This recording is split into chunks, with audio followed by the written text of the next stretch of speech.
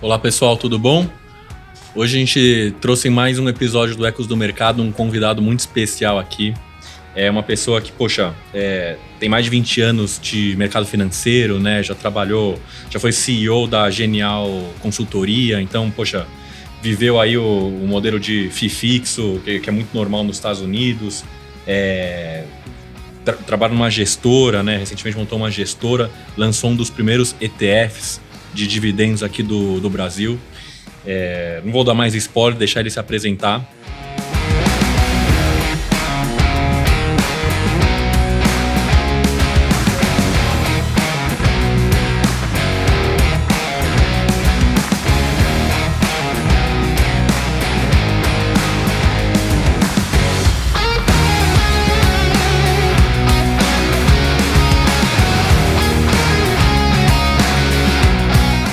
Estou aqui com o Dudu, meu amigo. Olá, e head institucional aqui da Levante, né? E hoje a gente está aqui com o Renato. Muito obrigado pela presença, Renato.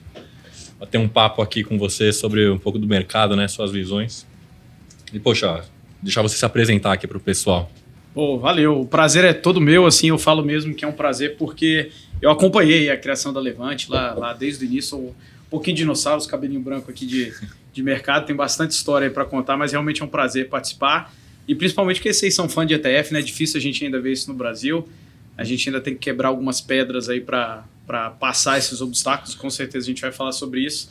Mas é um prazer, assim. Falando um pouquinho de mim, eu tô realmente no mercado desde 2000, então eu entrei aí no auge da crise financeira de 2000, da dot-com bubble lá. Acabei me especializando em crise financeira, justamente por ter entrado. Eu achei meio fascinante, assim, meio maluco o negócio. Pegou a Enron e foi pra Bolha.com. Cara.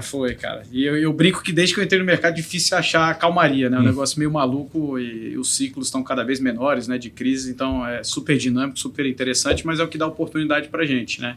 Então eu acabei pegando experiência desde 2000, no mercado. Na verdade, eu vinha do mercado de tecnologia, acabei entrando no mercado financeiro realmente por gostar muito, observando, né, obviamente, o mercado americano, que eu morei lá há muito tempo.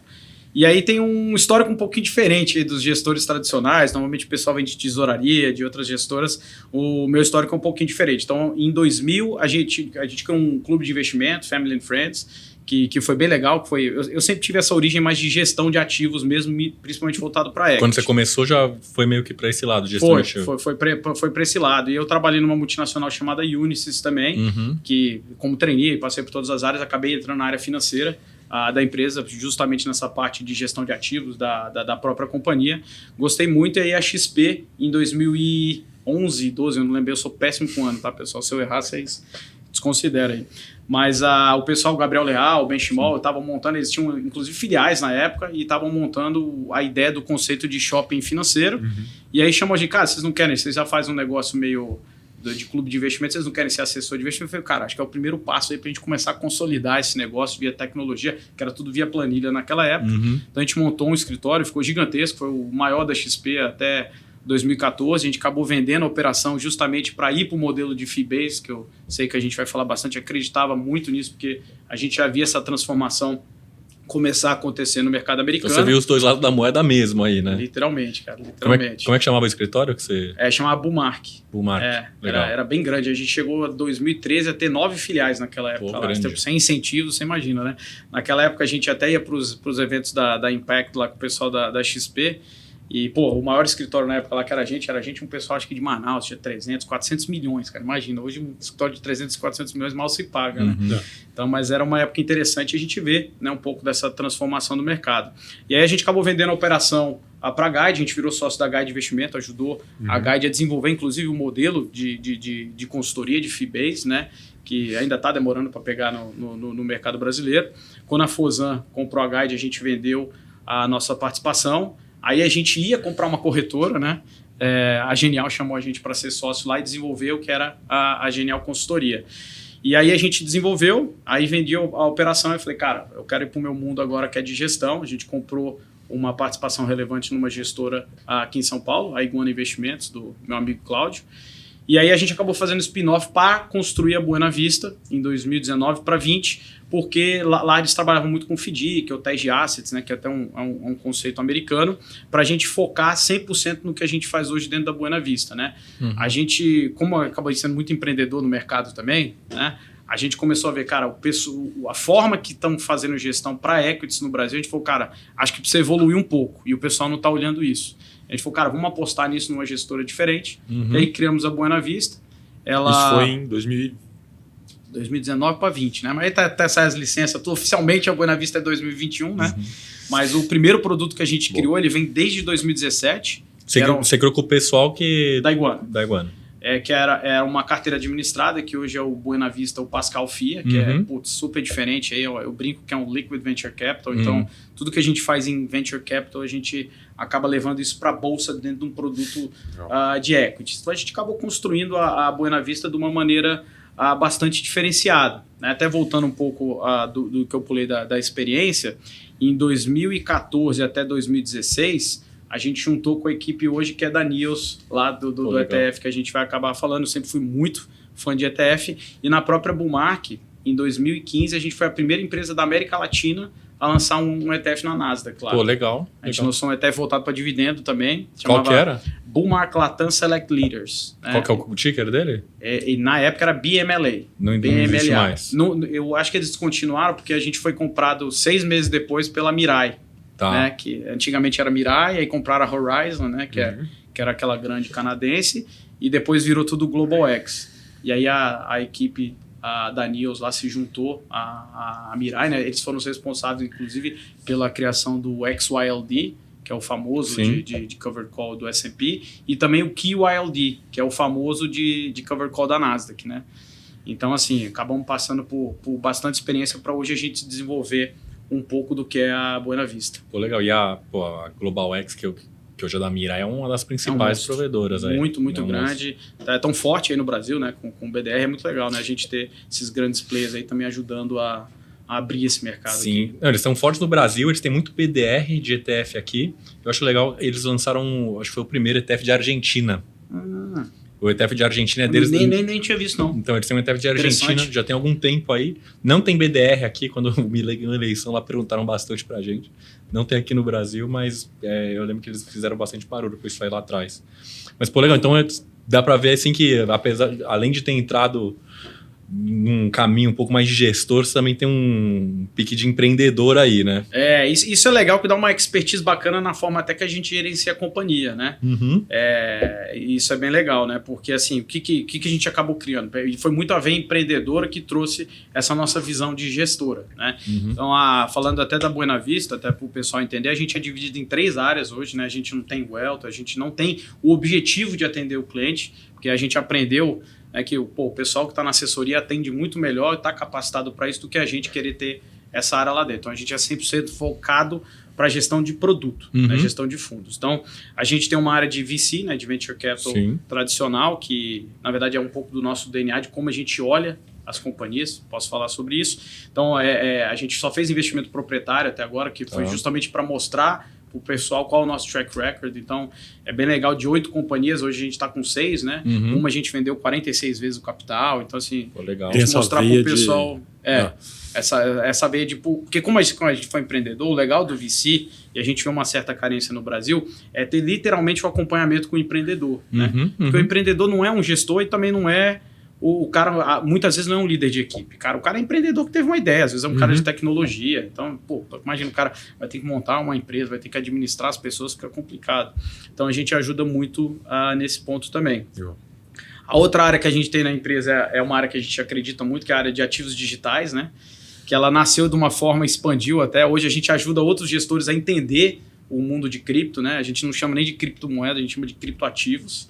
Então, para o pessoal entender, cara, como é que você vai fazer um valuation, cara, como é que você vai quantificar isso aqui, dá para você usar inúmeras estratégias quantitativas, sistemática, arbitragem, com valor mesmo, visando longo prazo. Mas isso não é um fundo? Não é um fundo, né? É uma área que a gente dedicou para isso, porque dentro do VC é uma das áreas que a gente mais investe também. Entendi. Então, foi por isso. A gente vê muito espaço assim, para blockchain como infraestrutura, como investimento para a gente investir também. E a outra área é de equities, né? Que a gente tem um DNA mais de equities. A gente tem 3 fundos hoje, contando o ETF. Um é o Buena Vista, o Pascal Fia, que ele tem uma mentalidade de VC. Né? Qual que é a diferença nisso? Então, o que a gente faz no mercado fechado, a gente faz em bolsa, né? Principalmente nos Estados Unidos. Então, assim, é um fundo que, historicamente, desde 2017, que quando ele tinha carteira administrada, uns 80%, 90% dos Estados Unidos e o restante Brasil. Não tem limitação, pode ser lá ou cá. E a gente faz o seguinte, primeira coisa que a gente faz, cara, quais são as principais teses de investimento que a gente acredita? Então, hoje, né, AI. A gente fala de AI há muito tempo, mas desde o ano passado começou a ficar mais fácil por causa do OpenAI, né? Então, AI é uma área que a gente gosta muito, blockchain é uma área que a gente gosta muito, cloud, a gente investe em cloud desde 2013. Pô, legal. Então, assim, cara, eu lembro quando a gente investia em cloud, a Petrobras, para contratar o serviço em nuvem que ainda é da Microsoft, era uma dificuldade de entender, né? Se pegar gestor, o cara, vou tirar meu servidor daqui para botar em cloud, né? Mas vai muito... Nuvem, entender o que é nuvem. Vai muito além, né, do que isso, né? Vai muito além disso. Então, a gente olha bastante isso e, consequentemente, você acaba tendo um resultado interessante, né? Por que a gente fala? Cara, se você viver o mercado tradicional... O mercado tradicional era linear. Ok, eu vendo um copo, 2 copos, 3, faz um DCF aí, tá legal. O mundo atual não dá para você fazer DCF somente, né? Então, a gente não acredita muito em só value investing. Então, você tem que usar métricas de VC, um olhar diferente para, cara, isso aqui vai se traduzir em X resultado lá na frente, né? Eu dou até o exemplo da Microsoft, que a gente investe também desde 2007, a gente escuta que é caro, há séculos que é caro, e vai continuar caro, porque é uma empresa que ela se transforma muito rápido, né? A principal linha de receita dela de 15 anos atrás não é mais a mesma, de 10, de 5, e não vai ser para os próximos 5 anos. Aí, então, Dudu, sempre cara a Microsoft. Vai sempre ser cara. É difícil comprar essas empresas com valuation. Então, a gente faz muito isso. É um fundo bem legal, tem um track record fantástico, desde que era carteira quase 400% aí, contra menos de 100 do Ibov. Bate o S&P, bate a Nasdaq, então é bem legal. E o outro fundo é o Kenobi, né? Buena Vista Kenobi, que ele é um fundo de retorno absoluto.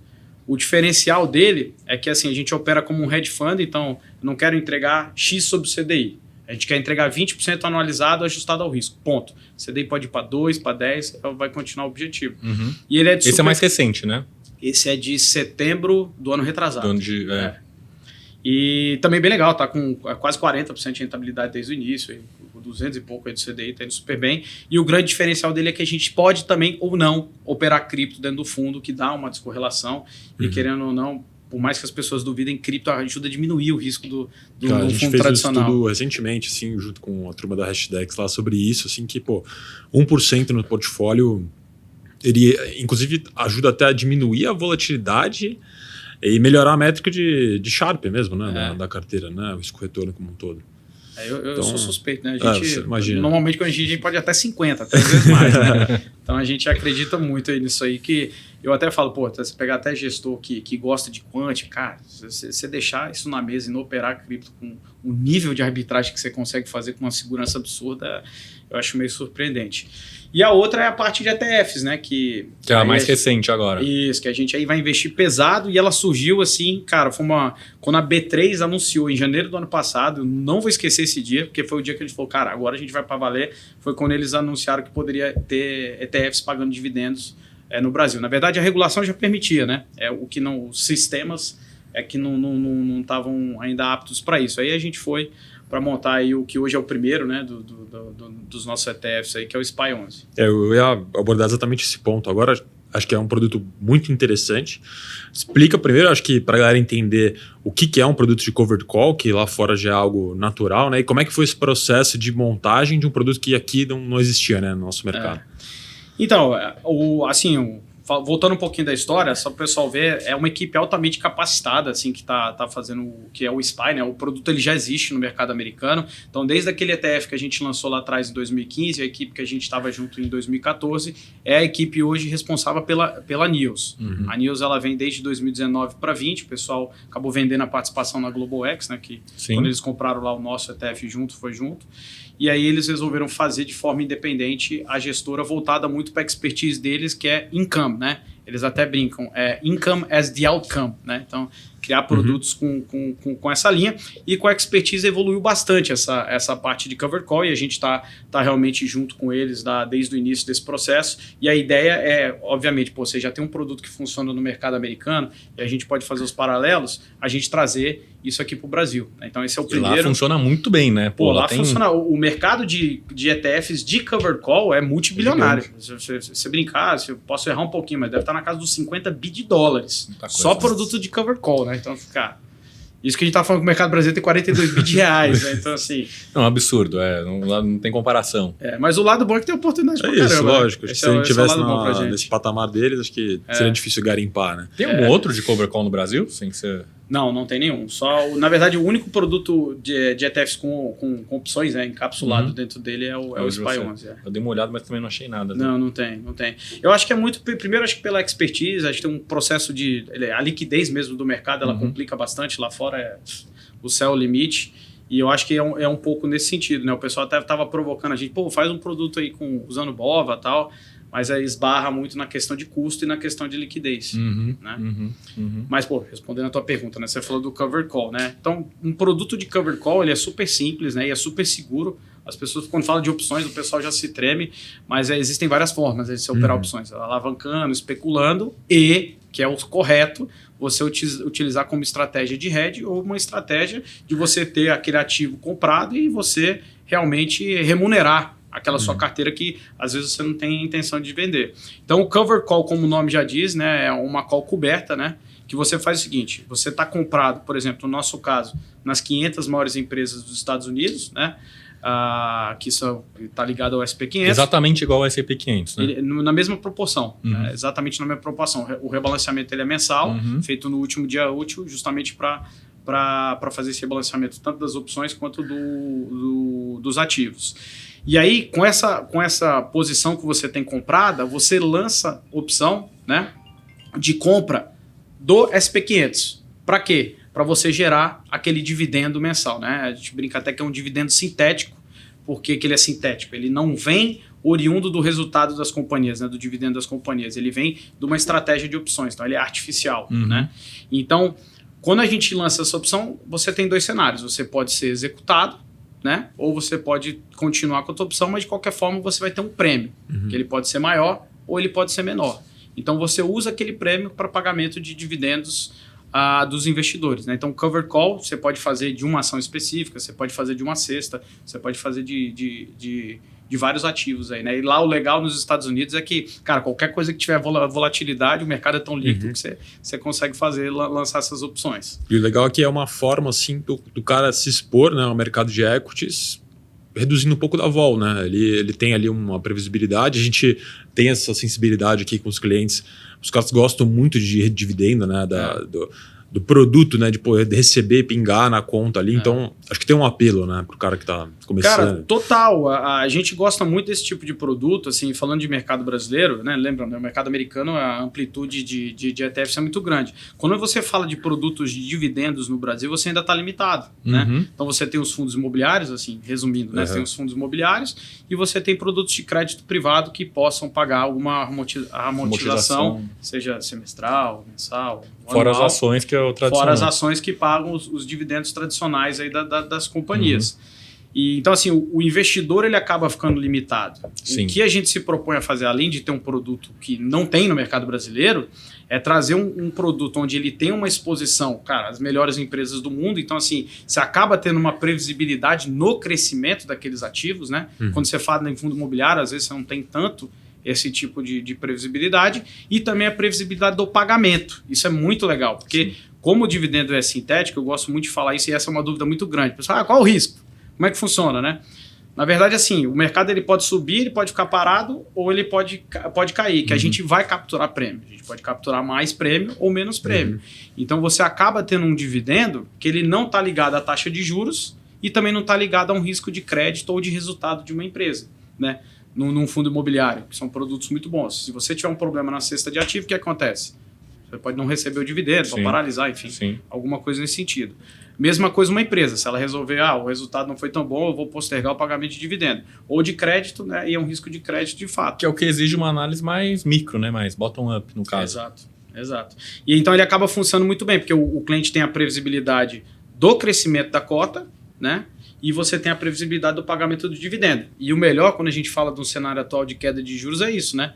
Porque a maioria é afetada. Os juros caem, o dividendo cai. No nosso caso, não importa. Os juros podem ir para qualquer lugar que esse dividendo ele vai ser mais ou menos nesse sentido. E, até porque é um assunto um pouco novo aqui no Brasil, como é que funciona a tributação disso, de um ETF que paga dividendos? E qual que é a diferença de lá dos Estados Unidos para cá? Isso é um ponto bem importante que eu diria que acho que talvez é a primeira ou a segunda dúvida que o pessoal sempre manda para a gente, né? Porque existe uma discussão, né? Mas vamos falar do que está, né? Até tem uma consulta lá na Receita e a CVM, eles estão querendo ver se podem mudar, porque os ETFs eles pagam 15% de proventos sobre os dividendos. Tá?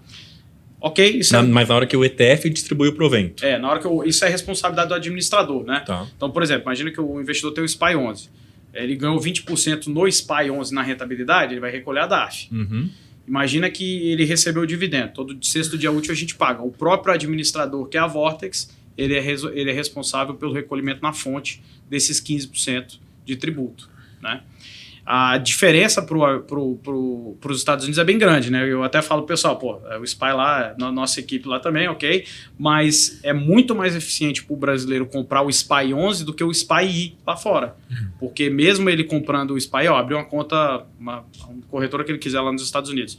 Ele tem o chamado withhold, né? Que ele provisiona 30% de imposto lá nos Estados Unidos.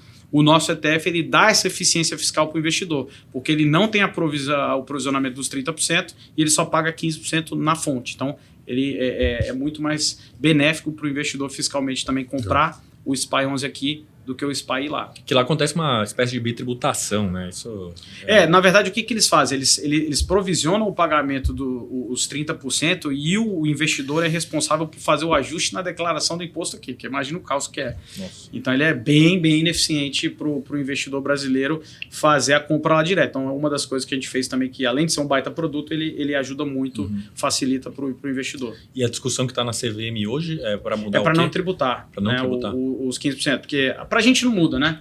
Mas o que acontece? Você pega um fundo imobiliário. O pessoal, eu quero um ETF de fundo imobiliário. O problema é, fundo imobiliário não paga imposto. Agora vai ser. Se você botar ele no ETF, ele vai pagar imposto. Então é um negócio meio maluco. Mesma coisa, por exemplo, se você tem um ETF de empresas que vão pagar dividendos. Cara, se você comprar a empresa direto, não tem tributação sobre o dividendo. Mas se você comprar via um ETF, tem 15%. Então fica um negócio meio ineficiente nesse ponto. Então a discussão ela é totalmente plausível. Legal, isso aí é legal. E você vê alguma discussão no sentido de, ainda dentro de ETF, a possibilidade de criar futuramente um ETF ativo aqui, igual tem lá nos Estados Unidos? Total, eu acho assim, o mercado brasileiro ele tende a seguir um pouco o mercado americano com vários anos aí de atraso. Né? Décadas, então, né? Se a gente parar para pensar hoje, acho que até hoje não tem nem 100 ETFs ainda, né? Não sei se já bateu 100, mas 100 é pífio. Né? Dá pra ver aqui. Então, assim, não tem 100 ETFs no Brasil. Eu lembro de um dado ano passado, quando a gente estava estruturando o SPY 11, eu acho que foi de julho, aí estava assim, as top captações, os 10 ETFs que mais captaram no mês de julho. Cara, dos 10, os 5, do sexto até o 10º saiu dinheiro, era net negativo. Então assim, você vê o tamanho, né? E a gente estava até falando dos dados hoje, o Brasil teve a proeza, né, porque é um produto ainda tão desconhecido do investidor, que teve mais saída de capital do que entrada de capital nos fundos de ETF. É um mercado de 42 bilhões de reais. Então, assim, eu acho que é natural essa evolução para o investidor conhecer e é natural também que o órgão regulador ele venha evoluindo. Por exemplo, antigamente você só tinha os ETFs passivos, agora você já tem, continua sendo passivo, mas você já tem a permissão de ETF pagar provento. Eu acho que é um passo natural você ter ETFs ativos também, que faz todo sentido, né? É benéfico no final. Né? Então, é uma evolução, eu acho que natural do nosso mercado. Porque eu estou vendo aqui na B3, tem 85 ETFs aqui no Brasil de renda variável. Não sei o número total. E deve ter mais alguns de renda fixa aí para complementar. Mas colocar um filtro de liquidez... A gente olha muito isso aí. A gente tem as carteiras de ETF aqui. A gente dá uma olhada na liquidez dos ETFs. A gente, tem muito ETF bom, muita estratégia boa assim, mas que, isso é um ponto até legal, se vocês me permitem, que é uma dúvida muito do investidor, falando de ETF no geral, né? Fala, qual a liquidez do teu ETF?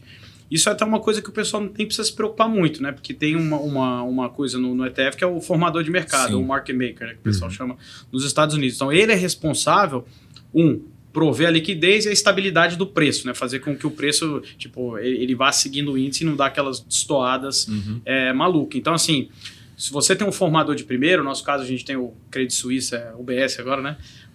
Então o pessoal tem um domínio muito grande do mercado, cara. Se você der uma ordem de 1 bi lá mesmo, a gente está negociando 500, 600 mil diário agora, tá crescendo bastante, mas se você der uma ordem grande, ele vai ser executado porque o formador de mercado vai ser responsável por essa criação de cota para o investidor. Então a liquidez acaba não sendo muito problema, né? Eu sei que muita gente acha, tá negociando isso e se eu der uma ordem maior, como é que faz? Não tem problema. Tem o market maker como intermediador aí que cria e destrói as cotas, né? O pessoal de casa entender.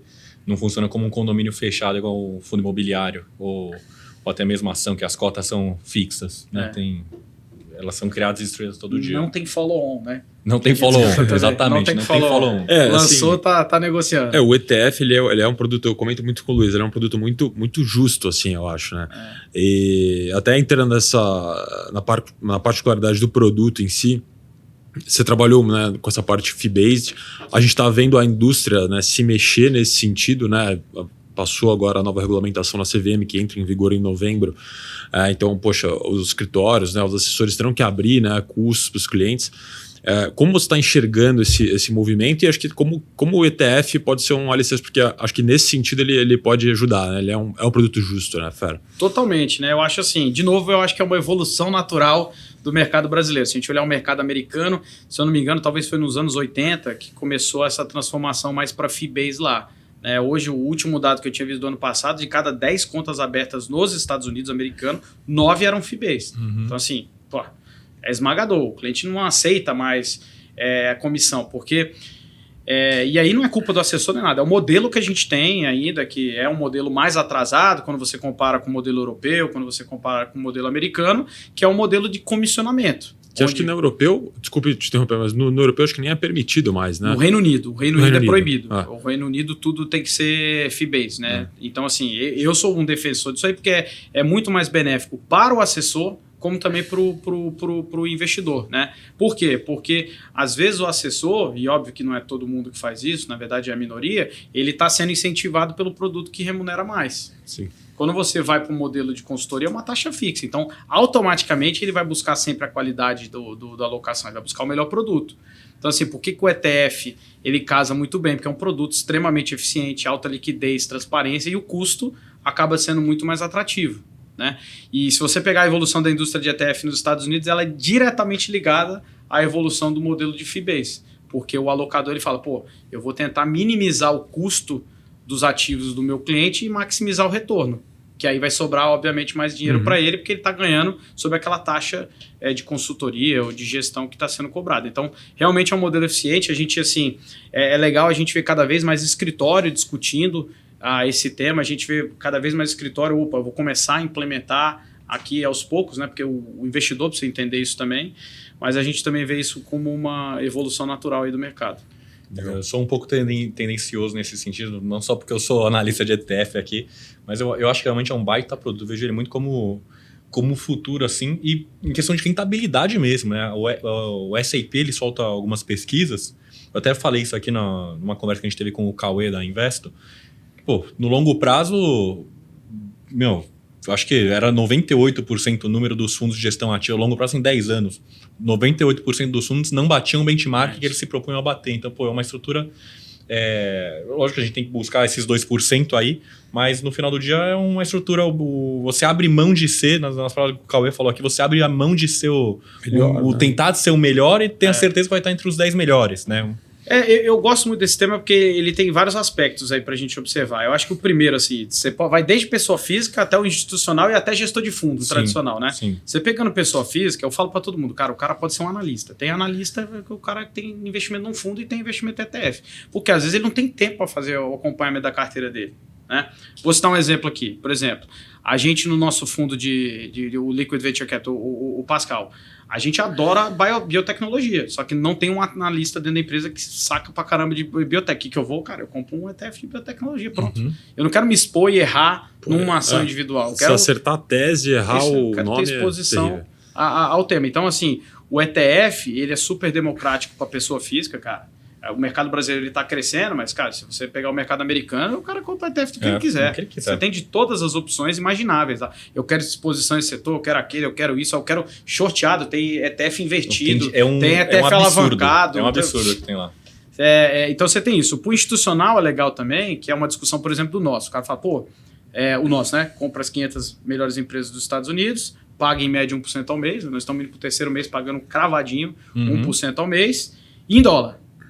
Né?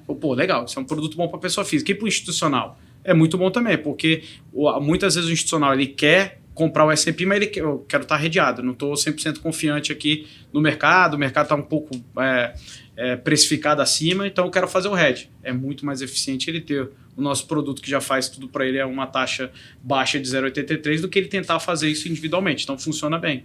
Então e a mesma coisa para outros tipos de produtos. Você tem ETF que vai servir para pessoa física e vai servir para o institucional. E para fundos a mesma coisa, né? Por incrível que pareça, cara, assim, gestores amigos, o cara fala, mas ETF faz sentido ter num fundo total. Então, assim, para o gestor de fundo, o ETF não vai matar os fundos. Eu não acredito nisso. Sim. Ele complementa. Exato.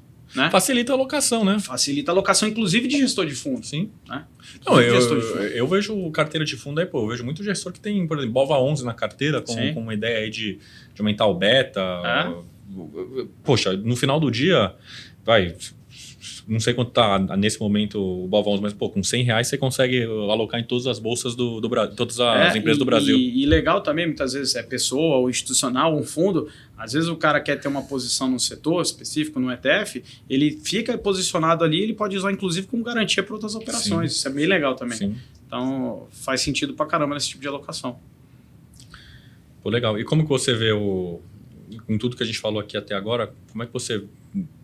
Acho que entra um pouquinho uma opinião pessoal aí, não sei, mas como que vocês ainda da Buena Vista veem o mercado de ETF daqui a algum tempo, em especial com essa regulação? Cara, assim, a gente tá tão otimista, né? Isso é um pouco lá do empreendedor, né? De VC, quando você tem a cabeça de VC, você vai muito nisso. Quando eu vejo, tava no evento do UBS, assim, você vê gente falando de ETF, mas não tinha um painel específico de ETF. Eu gosto quando o mercado tá assim, ninguém tá falando, né? Porque a gente está vendo, cara, é aqui que a gente quer estar. Eu acho que vai ter uma explosão muito grande, eu estou falando isso positivamente, né? Uma explosão de crescimento de ETFs, de gestoras vindo para cá, porque é uma tendência. Está começando a discutir de fee-based e também a gente começa a ver a evolução desses produtos. Se a gente fizer um paralelo, né, dinossauro aqui do mercado, cara, você pega os fundos imobiliários em 2012, especificamente, cara, você contava nos dedos para vender, lembra? Você ia falar com um investidor, cara, que dia vai esse negócio de fundo imobiliário? Hoje é um por dia, pelo menos, aí que tá sendo lançado. Mesma coisa quando você tinha debêntures para pessoa física. Ninguém comprava o de varejo. O cara não sabia nem o que era. Quando era muito agressivo, ia pro Tesouro Direto um tempo atrás, né? Uns 10 anos atrás. Nesse ponto. E aí, assim, se você pegar os Estados Unidos hoje, o mercado de fluxo, né, de entrada em ETF já é maior do que fundo tradicional. Então a gente vê uma tendência clara que isso vai acontecer no Brasil, né? Claro, leva tempo, pessoal conhecer, né? Fazendo um trabalho aí que vocês estão fazendo, divulgando pessoal, fazendo análise, material. Se a gente pegar, cara, quantos materiais a gente vê hoje sendo divulgados de ETF especificamente no Brasil, né? Então, assim, tem muito pouco, mas a gente vê, cara, com ótimos olhos mesmo. Tanto que a estratégia nossa dentro da Buena Vista para frente agora é investir pesado em ETFs e lançar outros produtos daqui para frente também. O que vocês têm em mente aí de produto novo de ETF? Pode dar esse spoiler? Pode dar spoiler de primeiro aí para vocês. A gente já está com um produto, amanhã está sendo lançado lá nos Estados Unidos, eu estou indo inclusive para Nova York semana que vem, que é o QQQI. Né? Você tem o QQQ, Sim. que é o famosíssimo da Power Shares, Sim. E aí o nosso é o QQQI, que é ele pagando income mensal. Então é o mesmo produto do SPY 11, só que voltado para a Nasdaq. E como a Nasdaq tem mais volatilidade, o yield dele vai ser entre 12 e 15. Então, assim, bem mais elevado até do que o SPY 11. Então você tem um cliente que, eu gosto do S&P porque ele é mais, ele representa a essência do capitalismo, né? Diversificado, Você pega um cara mais com a minha mente, mais tecnologia, eu prefiro o da Nasdaq. Então você acaba atendendo esse tipo de cliente. Já está no pipe, lançamos lá, a gente deve lançar aqui abril, maio. Lançar o ETF mesmo como o BDR? Não, ETF. Faz mais sentido aqui, porque o BDR ele é legal, mas ele acaba tendo uns custos dentro dele que deixa um pouquinho mais no final você tem aqui, compensa muito mais você bem mais. A gente vai lançar aqui. Boa, legal. Eu queria explorar o ponto que você abordou no início, até anotei aqui, você comentou que vocês têm uma abordagem um pouquinho diferente, né? E mesclam ali a parte de Value Investing e Venture Capital, né? Dentro da Buena Vista. Como funciona isso lá dentro? Então, como é que funciona, né? O lado empreendedor mostra muito isso, né? Se você pegar, por que a maioria dos VCs investem em tecnologia? É simples. Vamos pegar a história. A história eu acho bem legal de pegar. O S&P, cara, sem sombra de dúvidas, é o melhor índice do mundo. Aí, de novo, vai ter a discussão com a NASA que vamos usar o S&P, né? Se você pegar o S&P nos últimos 100 anos atrás, o principal setor que tinha o maior peso no S&P era o setor industrial.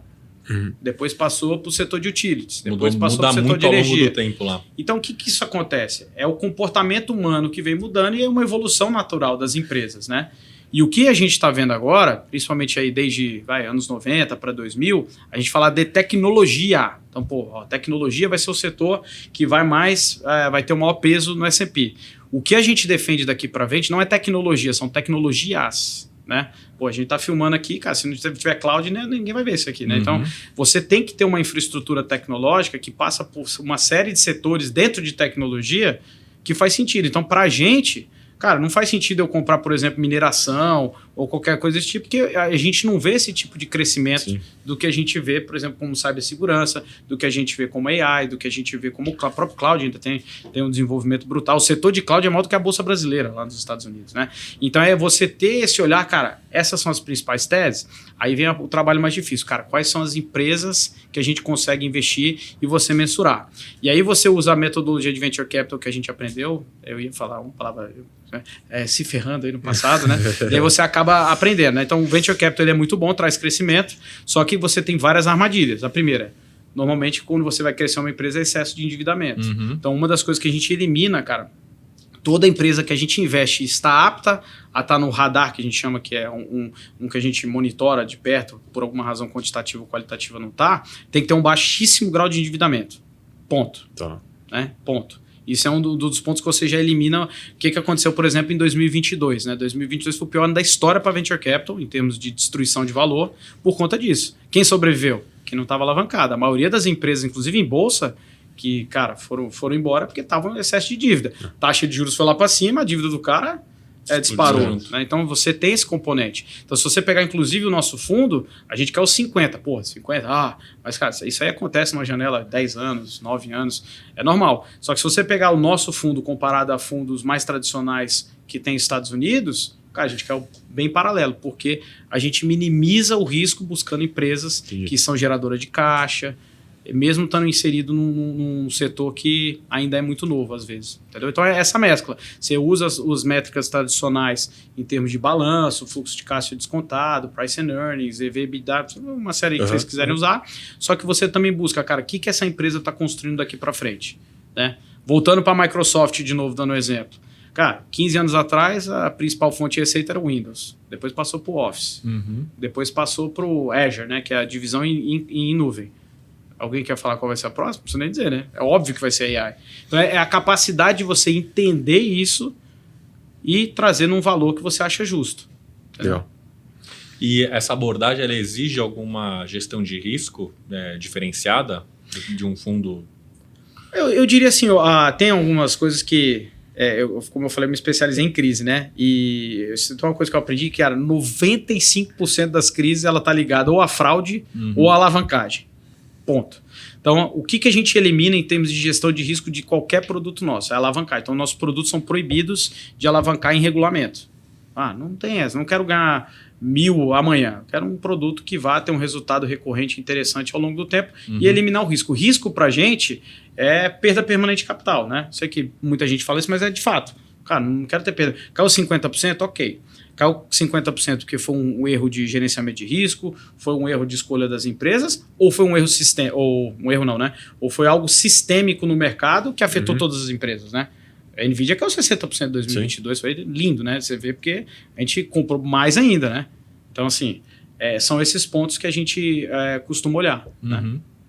Pô, legal. Fala uma curiosidade, você é um gestor empreendedor, né? Como é que é o dia a dia de um gestor? Cara, é louco, cara, é maluco. Eu diria que minha amiga não para um minuto, viu?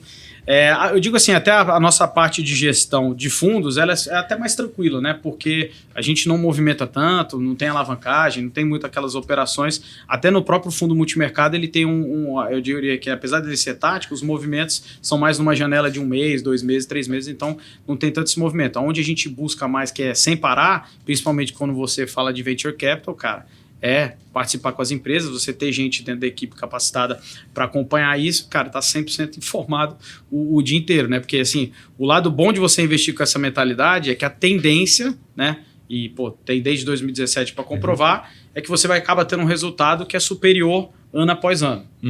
Porém, você tem que estar de olho o tempo inteiro, porque as coisas mudam muito rápido, né? Sim. Eu brinco assim, cara, se você vê tecnologias que a gente fala hoje, o nível de evolução, cara, é assustador. É exponencial o negócio. AI, todo mundo sabe que é AI hoje. Pô, ChatGPT, vocês devem usar pra caramba, né? Pô, agora é uma maravilha, né? Eu não consigo imaginar o meu dia a dia sem o GPT. E olha que coisa maluca, janeiro de ano passado, ninguém sabia o que era. Ninguém sabia. Isso é muito louco. Eu lembro que o Dudu me mostrou a primeira vez o ChatGPT, eu acho que tinha lançado. Foi logo que ele lançou isso aí, foi final de 22, se eu não tô louco. O que é isso? O que você tá empolgado? Ele tava super empolgado. Eu falei, o que é isso? Você tá empolgado aí? E eu até fui resistente. Eu falei, não precisa disso. Hoje eu não consigo mais. Não tem como. Você não consegue. Eu não consigo ficar 1 minuto sem. Basicamente tudo aqui. Eu brinco, até minha filha aprendeu esse negócio, cara. Aí você tem as funções mais avançadas, você tira imagem do gráfico, você bota múltipla alternativa, ele fala por que as respostas estão erradas e qual é a certa, por que tá certa, cara. Isso é evolução pra molecada, né? Sim. Então, assim, você tem isso de novo, falando de 1 ano atrás, ninguém sabia mais. Se você pegar 1 ano atrás, usar o ChatGPT, que é o mais famoso, pegando como exemplo, usa hoje. Cara, é outra evolução. Então, assim, outra coisa. Todas as tecnologias em si, elas estão num ciclo de evolução, assim, muito, muito acelerado. Então, quando você vai ter esse viés de investimento, cara, você não pode piscar. Olhando, assim, perspectiva de setores, né? O que você imagina? Você comentou brevemente alguns, mas o que você imagina que, isso aqui vai tracionar? E outros que, de repente, temas que vocês acham que talvez vale a pena ficar under, assim, digamos? Então, tem uma coisa que é interessante, né? Quando você fala de tecnologia, e eu gosto muito de falar isso para o investidor, que vale até uma dica de investimento. Normalmente uma tecnologia ela demora 1 década, agora tá um pouco mais curto, mas pelo menos uns 5 anos para ela se consolidar de fato. Então o que acontece com o investidor? Metaverso, todo mundo quer investir em metaverso. Cara, falar de metaverso eu acho que vai ser algo extremamente relevante no futuro, eu tenho certeza absoluta. Só que vai levar um bom tempo para isso acontecer, né? Então, assim, quando a gente fala de setores que serão relevantes, a gente metaverso nada mais é do que você ter uma integração entre o físico e o digital, né? Você pegar, por exemplo, inteligência artificial, cara, acabou. Não é que vai matar a empresa, vai evoluir produtividade, vai evoluir, já está evoluindo pra caramba como a gente trabalha, mas também é uma tecnologia que tem que se consolidar bastante. Se você pegar, por exemplo, dentro da Microsoft, o Copilot que está aqui, né, você já pode utilizar, é um processo dessa evolução. Sim. Então eu diria isso, assim, mas o metaverso é um que, não é porque já passou não, mas na hora a gente fala, cara, não invisto 1 centavo aqui ainda, não está na hora de investir, né? Por exemplo, você fala de energia limpa, adoramos investir em energia limpa, só que é o momento de investir? Às vezes, depende da empresa, por quê? São setores que dependem de capital intensivo para chegar naquele resultado que você quer. Então, normalmente você vai ficar anos queimando dinheiro para ver aquele resultado lá na frente. Então, você tem que tomar um certo tipo de cuidado nesse sentido. Às vezes você tá certo na hora errada. Aí você tá errado, né? Tá errado.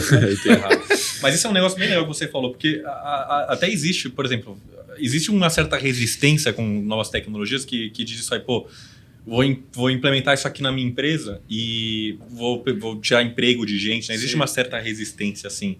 Mas, eu vi uma pesquisa recentemente, eu fui na carta de alguma gestora, eu posso até procurar isso aí, deixar disponível no link aqui, que fala que, por exemplo, em um certo momento desse ciclo, de fato, tem alguns empregos que são perdidos, só que novos empregos são gerados por causa dessas novas tecnologias, né?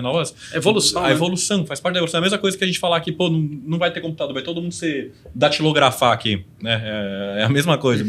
Então, não faz muito sentido isso. A tecnologia, ela veio para ajudar a melhorar a nossa vida. Emprego, não tem jeito. Normalmente, o trabalho repetitivo, cara, já era, entendeu? Porque você vai... Proibir o ChatGPT? Não tem como, né? Não tem como. E a própria evolução da tecnologia, quando você fala de setores, eu falo muito do pessoal da curva S. Não sei se o pessoal entende muito de curva S, que é muito utilizado em tecnologia, que é muito comum. O que acontece? Normalmente, quando você lança uma tecnologia, pegar o ChatGPT, cara, no começo, é legal pra caramba. É uma porcaria, né?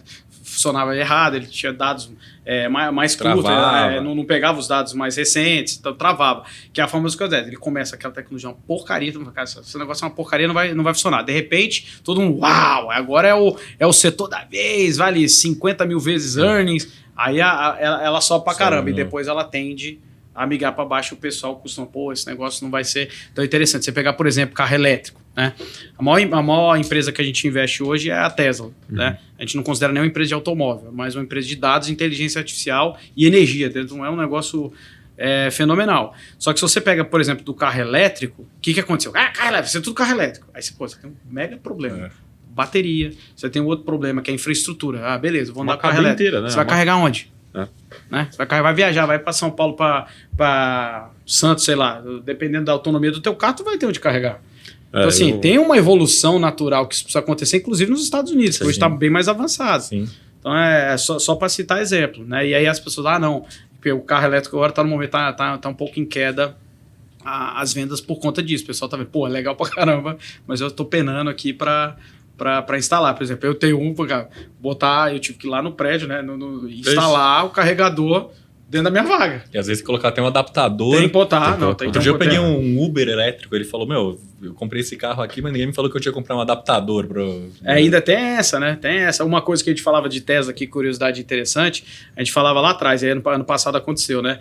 Porque a Tesla, assim, uma das grandes vantagens da Tesla é o carregador, né? O supercharger que eles chamam. E os caras carregam em minutos, te dá uma autonomia absurda. E todos os outros concorrentes que vieram, cara, 5 horas, 7 horas, às vezes até mais para carregar o carro todo. Aí o que aconteceu? Os clientes começaram a ficar putos. E aí os Estados Unidos estavam relutantes em dar como o sistema universal de carregamento da Tesla. O que aconteceu? Meu amigo, tem jeito, é eficiência, tecnologia, é mais capacitado. Hoje o universal nos Estados Unidos é o sistema da Tesla. Não tem como resistir, meu. É igual você falar, não vai usar celular, não vai usar computador. Não tem como. Mas tá aí um bom tema de ETF pro futuro, né? ETF Elon Musk, as tecnologias aí. Piadinha.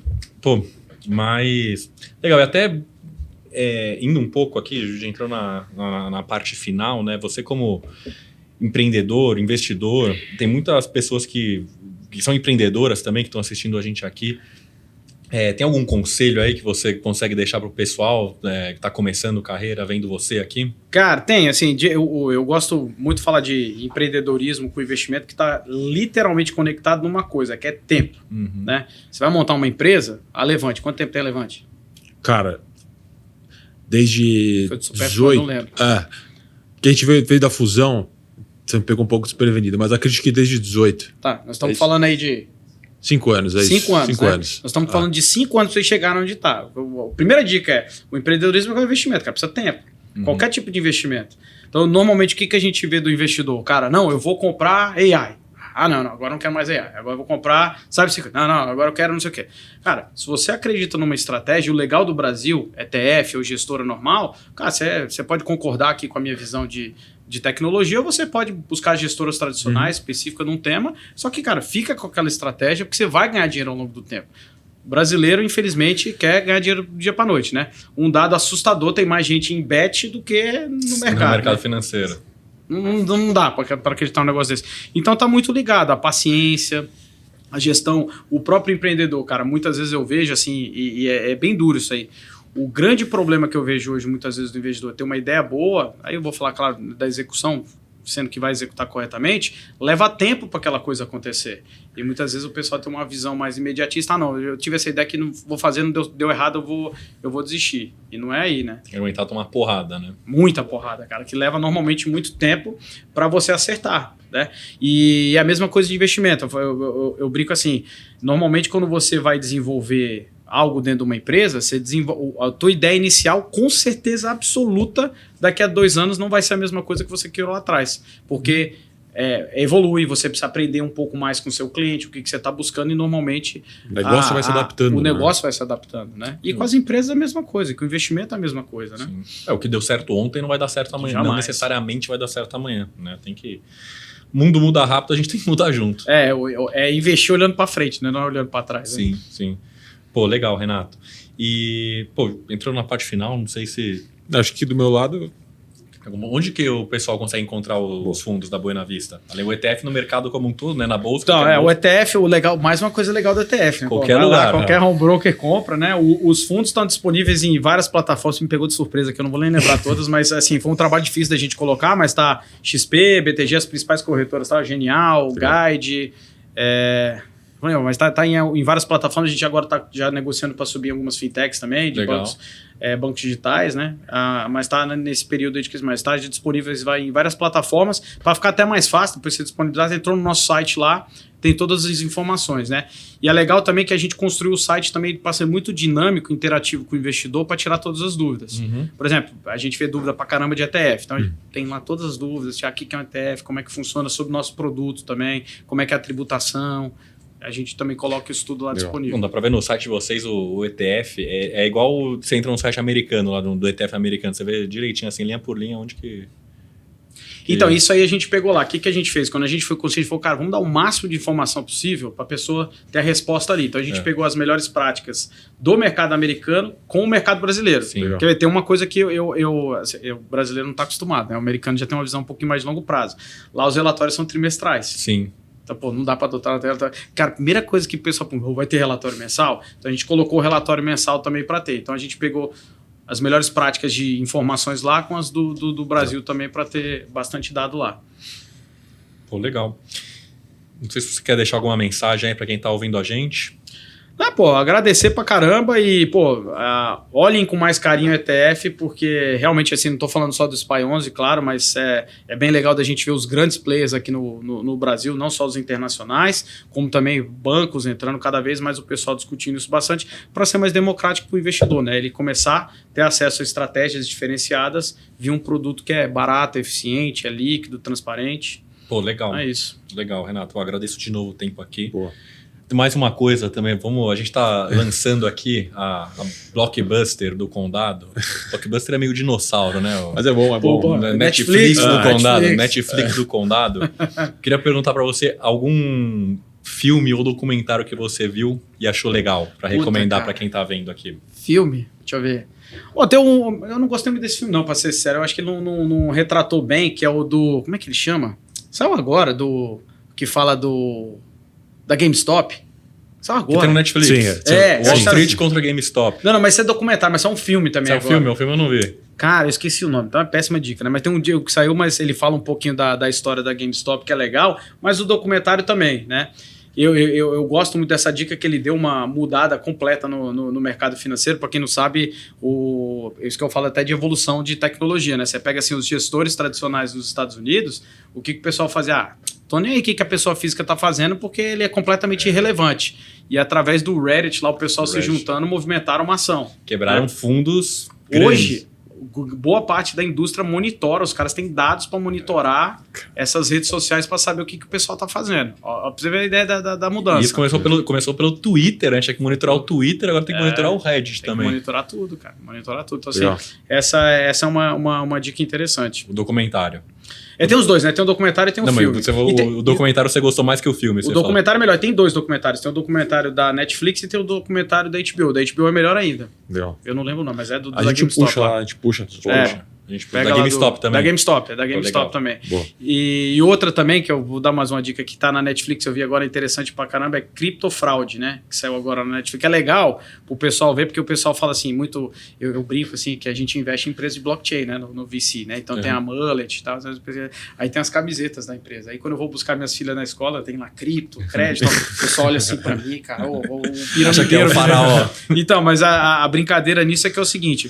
Todas as crises que tiveram em cripto até hoje foram fraude ou foram alavancagem. Pode olhar todas, né? E esse documentário ele mostra isso, a criação da Centra lá, que o pessoal ia fazer um cartão de débito para você usar cripto, que na verdade não tinha nada por trás, era fumaça, mas é o pessoal olhar mesmo, né? Porque às vezes quando você fala de cripto, o pessoal acha que é fraude e vai muito além disso, né? São fraudes tradicionais que o pessoal usa cripto porque não é regulado, né? Geralmente o pessoal sério não promete 2% ao mês, né? Não tem jeito. Qualquer coisa 1% em dólar dá, né? 1% em dólar dá, 1% em dólar lá. Regulado, CVM, tem tudo ali. Isso.